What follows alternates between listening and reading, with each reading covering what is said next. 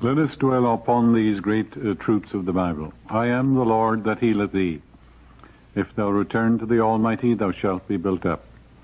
The Lord will perfect that which concerneth me. Behold, I am the Lord, the God of all flesh. Is there anything too hard for me?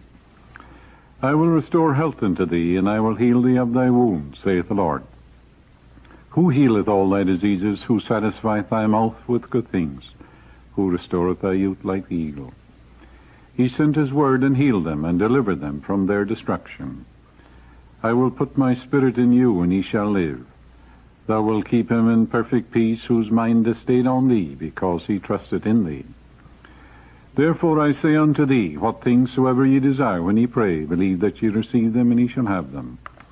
All things are possible to him that believeth. Go thy way, thy faith hath made thee whole. Pray for one another, that ye may be healed. The prayer of a fervent, righteous man availeth much. I have heard thy prayer, I have seen thy tears. Behold, I will heal thee. A merry heart maketh a cheerful countenance, a broken spirit drieth the bones. The tongue of the wise is health, and Paul says, glorify God in your body. There is only one healing power. It is called by many names, such as God, infinite healing presence, divine love, divine providence, nature, the miraculous healing power, the life principle, as well as many others. This knowledge goes back into the dim recesses of the past. An inscription has been found written over ancient temples which reads, the doctor dresses the wound and God heals it. The healing presence of God is within you. No psychologist, minister, doctor, surgeon, priest, or psychiatrist heals anyone. For example, the surgeon removes a tumor, thereby removing the block, and making way for the healing power of God to restore you. The psychologist or psychiatrist endeavors to remove the mental block and encourages the patient to adopt a new mental attitude which tends to release the healing presence, flowing through the patient as harmony, health, and peace. The minister asks you to forgive yourself and others and to get in tune with the infinite by letting the healing power of love, peace, and goodwill flow through your subconscious mind, thereby cleansing all the negative patterns that may be lodged therein. This infinite healing presence of life has been called the Father in the Bible. It is the healing agent in all diseases, whether mental, emotional, or physical. The miraculous healing power in your subconscious mind is scientifically directed, can heal your mind, body, affairs of all disease and impediments when it is scientifically, consciously, and knowingly directed. This healing power will respond to you regardless of your race, creed, or color. It does not care whether you belong to any church or whether you have any creedal affiliations or not. You have had hundreds of healings since you were a child. You can recall how this healing presence brought curative results to cuts, burns, bruises, contusions, sprains, and so on. And in all probability, you did not aid the healing in any way by the application of external remedies. A few years ago, a young man from a local university came to see me with the complaint that he was constantly hearing spirit voices, that they made him do nasty things, and that they would not let him alone. Neither would they permit him to read the Bible or other spiritual books. He was convinced that he was talking to supernatural beings. This young man was clairaudient. Not knowing that all men possess this faculty to some degree, he began to think it was due to evil spirits. His superstitious beliefs caused him to ascribe it to departed spirits. Through constant worry, he became a monomaniac on the subject.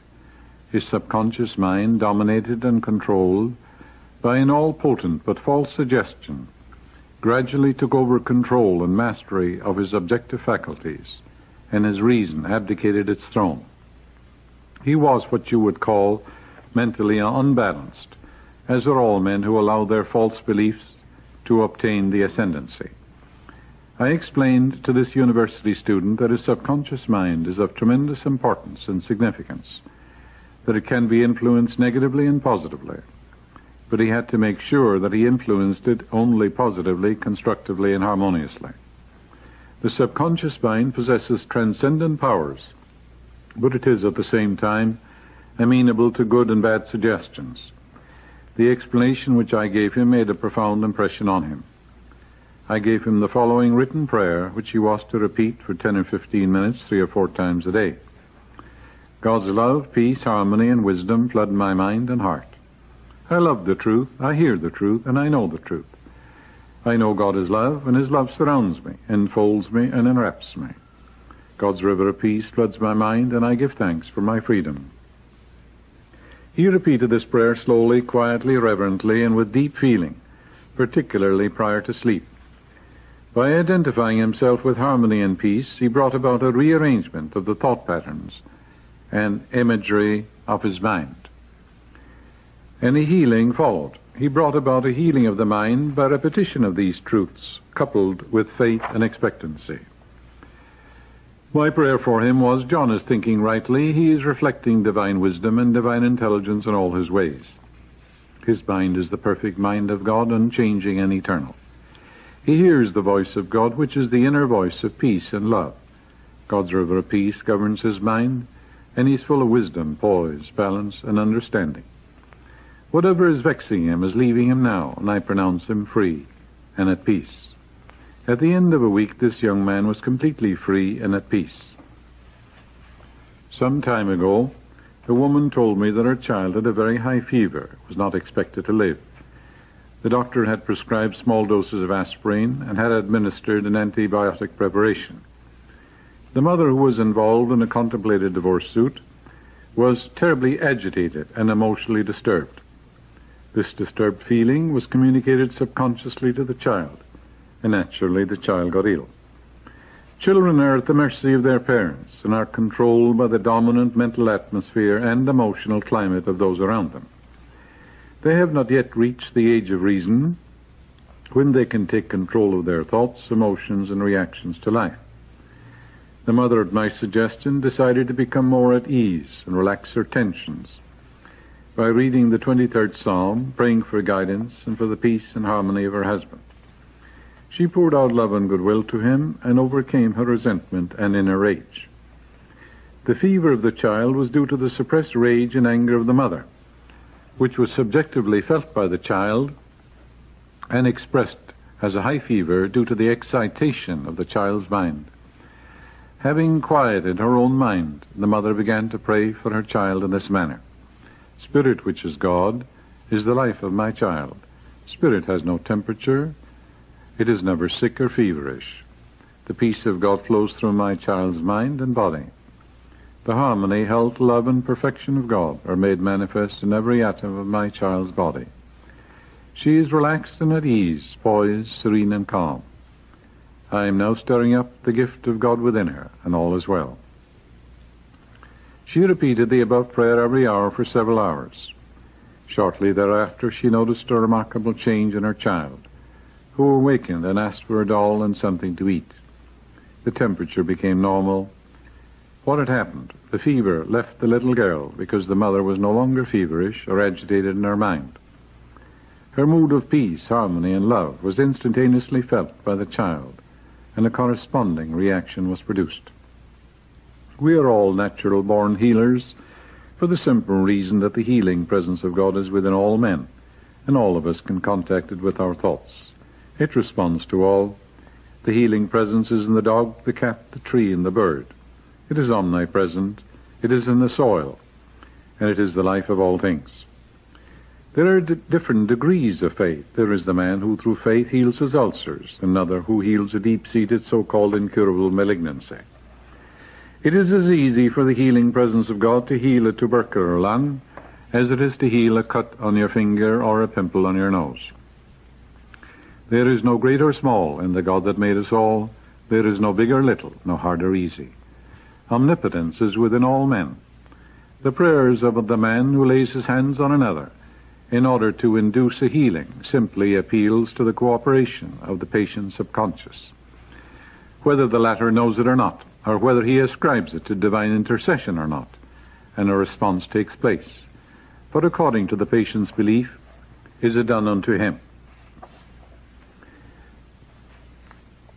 Remember the story in the Bible where the dead man was commanded, and he said to the dead man, Young man, I say unto thee, arise. And he that was dead sat up and began to speak. That's in the book of Luke. When it says the dead man sat up and began to speak, it means that when your prayer is answered, you speak in a new tongue of joyous health, and you exude an inner radiance. Your dead hopes and desires speak when you bear witness to your inner beliefs and assumptions. As a corollary to this, I would like to tell you about a young man I saw in Ireland a few years ago. He was a distant relative. He was in a comatose condition. His kidneys had not functioned for 3 days. His condition had been pronounced hopeless when I went to see him, accompanied by one of his brothers. I knew that he was a devout Catholic, and I said to him, "Jesus is right here, and you see him.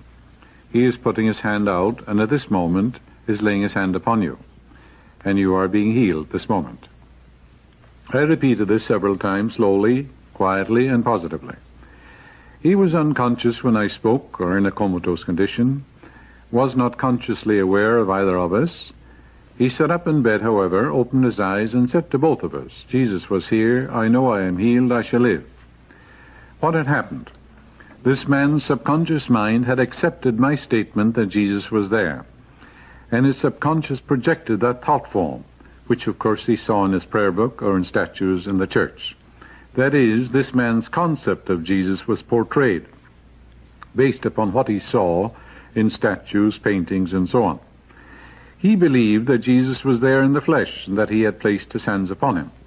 Remember, whatever suggestion you give to your subconscious mind, it acts upon it, whether it's true or false. The readers of my book, The Power of Your Subconscious Mind, are well aware of the fact that you can tell a man who is in a trance that his grandfather is here now and that he will see him clearly. He will see what he believes to be his grandfather, based on his subconscious memory picture. You can give him the same man a post-hypnotic suggestion by saying to him, "When you come out of this trance, you will greet your grandfather and talk to him," and he will do exactly that. This is called a subjective hallucination. The faith which was kindled in the subconscious of my Catholic relative, based on his firm belief that Jesus came to heal him, was the healing factor. It is always done unto us according to our faith, mental conviction, or just blind belief. His subconscious mind was amenable to my suggestion. His deeper mind received and acted upon the idea I had implanted in his mind. In a sense, you could call such an incident the resurrection of the dead. It was the resurrection of his health and vitality, according to his belief was it done unto him. True faith is based on the knowledge of the way your conscious and subconscious minds function, and on the combined harmonious function of these two levels of mind scientifically directed. Blind faith is healing without any scientific understanding whatsoever of the forces involved. The voodoo doctor or witch doctor in the jungles of Africa heals by faith. So do the bones of dogs, believed to be the bones of saints by the believer, or anything else which moves man's mind from fear to faith.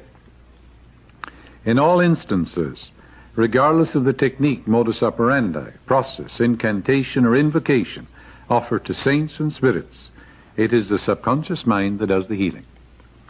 Whatever you believe is operative instantly in your subconscious mind. This is a law of mind.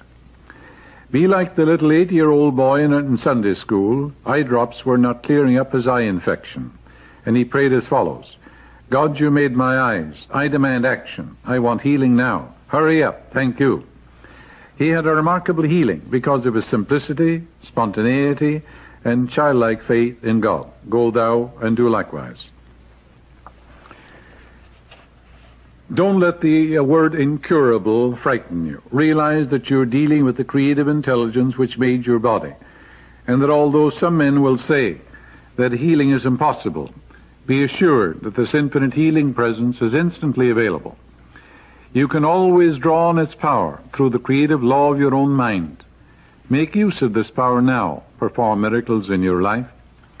Remember that a miracle cannot prove that which is impossible. It is a confirmation of that which is possible.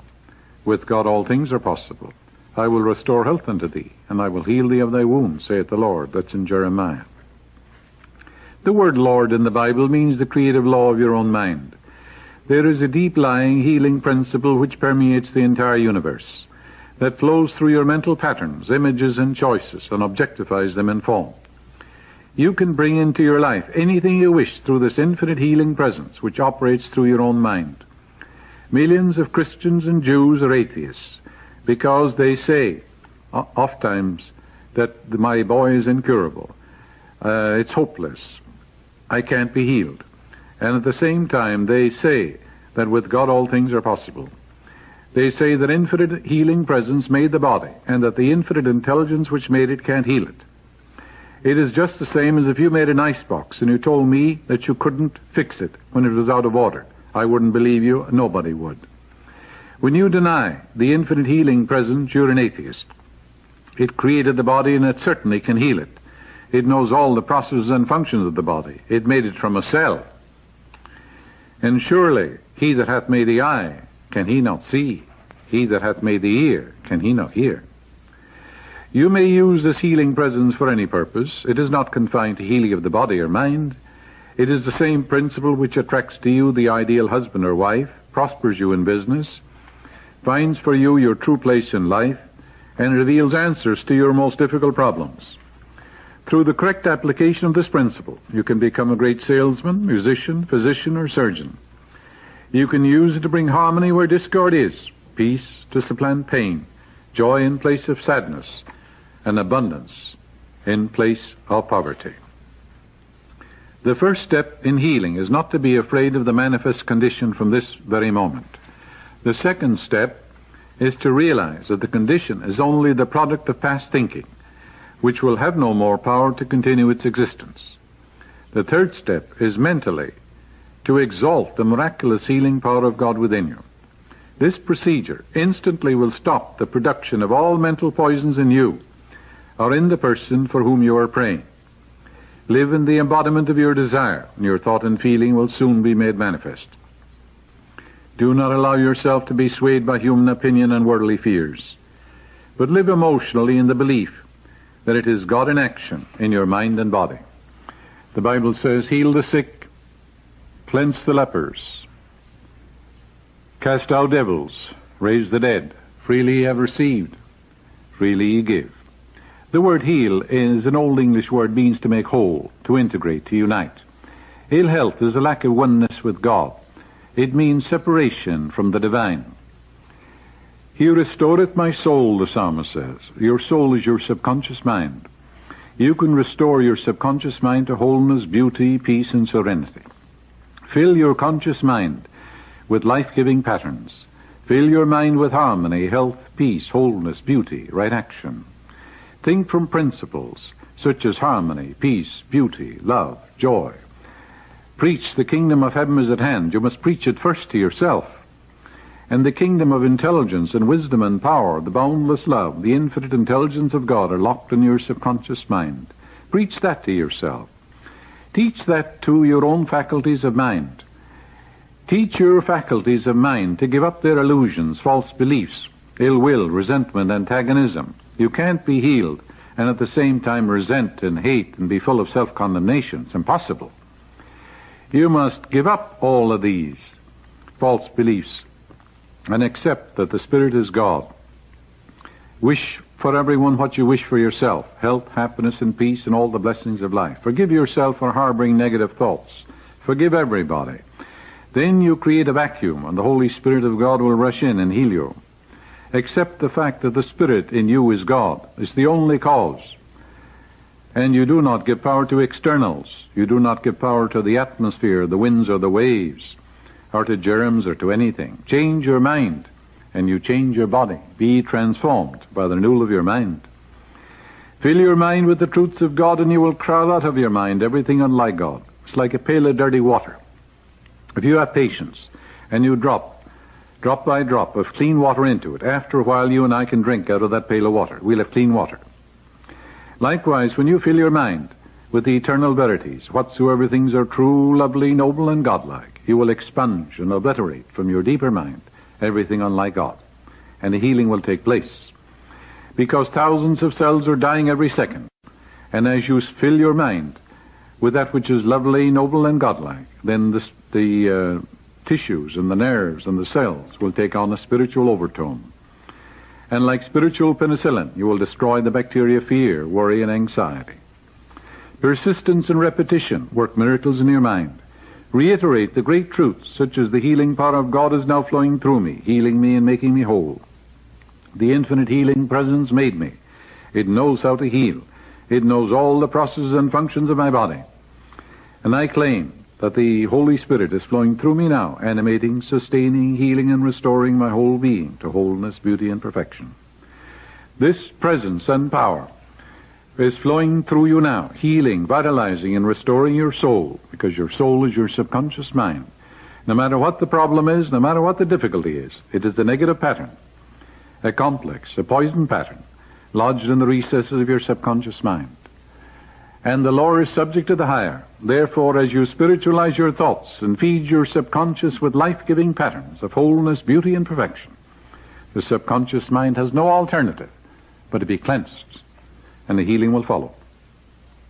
It is no use to petition God and beg and beseech that you may be healed. God does not respond to your petition, to your begging or beseeching or supplication. The God presence responds to your belief, to your conviction, to your understanding. According to your belief is it done unto you. Permanent healing follows a real change of mind and heart, a reconditioning of your mind and your heart. Announce the kingdom of heaven to your own mind. Teach your faculties, your disciples, to give up fear, hate, resentment, false beliefs. Teach your faculties not to judge according to appearances, that the external thing is a condition. You don't give power to conditions. You give power to the Spirit within you, and you allow the healing power to flow through you. Your disciples are your disciplined qualities of mind. For example, you must discipline your vision. Where there is no vision, the people perish. If you vision yourself successful, whole, vision the doctor, congratulating you on your perfect health and harmony, you go where your vision is. If you have a poor vision or a poor estimate or blueprint of yourself, you'll be sick and frustrated and neurotic. When you have regularly, systematically, and vigorously reiterated to your mind the kingdom of harmony, health, and peace, and wisdom, and beauty, and boundless love are all within you, lodged in your deeper mind, when you convince yourself that the infinite healing presence which made you is almighty, there's nothing to oppose it or challenge it. It is there waiting to be released. Then your vision will soar, your faith will be kindled, and wonders will happen in your life, and healing will follow. For all things be ready, if the mind be so. Know that there's one presence and one power, and there is none else. Know this, and you will give power to nothing else in the universe. There is no principle of disease. There is nothing to sustain it. It's a product of destructive thinking. Therefore, as you change your thought to conform to universal principles, your body must change. This is a law of mind.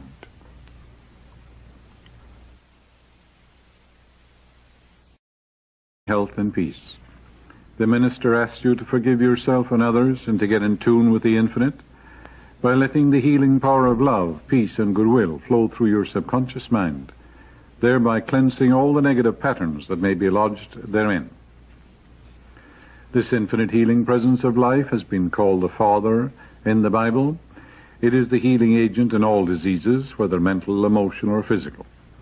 The miraculous healing power in your subconscious mind is scientifically directed, can heal your mind, body, affairs of all disease and impediments when it is scientifically, consciously, and knowingly directed. This healing, therefore I say unto thee, what things soever ye desire when ye pray, believe that ye receive them, and ye shall have them. All things are possible to him that believeth. Go thy way, thy faith hath made thee whole. Pray for one another that ye may be healed. The prayer of a fervent, righteous man availeth much.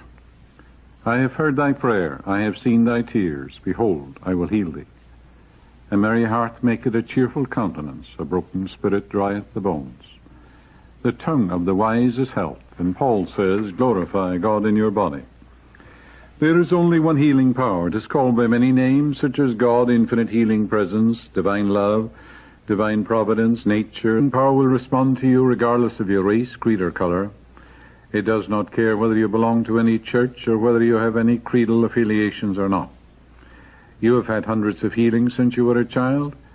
You can recall how this healing presence brought curative results to cuts, burns, bruises, contusions, sprains, and so on.